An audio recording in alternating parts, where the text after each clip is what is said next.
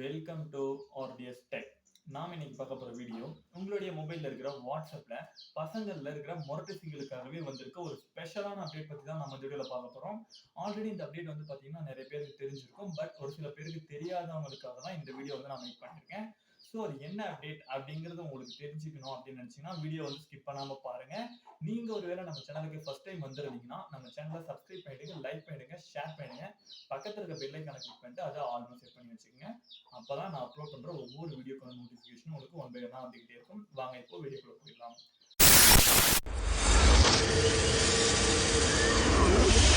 First இப்போ அது என்ன அப்டேட்னு சொல்லிடுறேன். இப்போ நார்மலா நம்மளுடைய மொரட்டு சிங்கிள் பசங்களுக்கு எல்லாம் இருக்கிற ஒரு மிகப்பெரிய ப்ராப்ளம் என்னன்னு வந்து பாத்தீங்கன்னா ஃபிங்கர் பிரிண்ட். ஃபிங்கர் பிரிண்ட் வந்து பாத்தீங்கன்னா லாக் ஸ்கிரீனுக்கு யூஸ் ஆகலனா கூட பரவாயில்ல, பட் ஆனா வாட்ஸ்அப்புக்கு யூஸ் ஆகியே தீரணும்.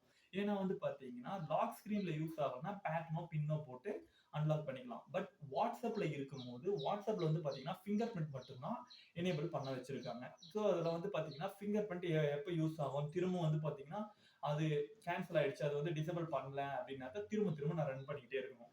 அப்படி இருக்கும்போது அந்த ப்ராப்ளத்துக்கான சொல்யூஷன் தான் இப்போ வந்திருக்கு. இப்போ வந்து பாத்தீங்கன்னா என்ன அப்டேட்ன்றதை நான் சொல்றேன் கேளுங்க.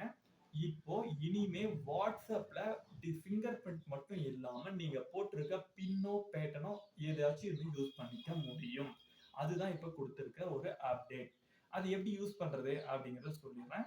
இப்போ வந்து பாத்தீங்கன்னா நார்மலா நீங்க வந்து மொபைல்ல யூஸ் பண்ற ஃபிங்கர் பிரிண்ட்க்கு ஒரு பேட்டர்னோ ஸ்வைப்ல வந்து ஃபிங்கர் பிரிண்ட் யூஸ் ஆகுது.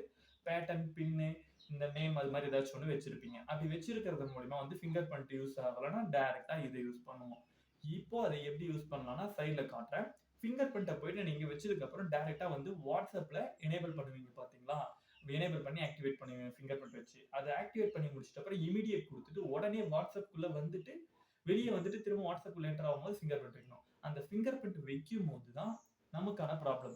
இப்போ அந்த ஃபிங்கர் பிரிண்ட்டுக்கு கீழே வந்து பாத்தீங்கன்னா ரைட் சைட்ல நீங்க பின் யூஸ் பண்ணிருந்தீங்கன்னா யூஸ் பின் அப்படின்னு காட்டும். ஒருவேளை பேட்டர்ன் யூஸ் பண்ணிருந்தீங்கன்னா யூஸ் பேட்டர்ன் அப்படின்னு சொல்லிட்டு ஆப்ஷன் காட்டும்.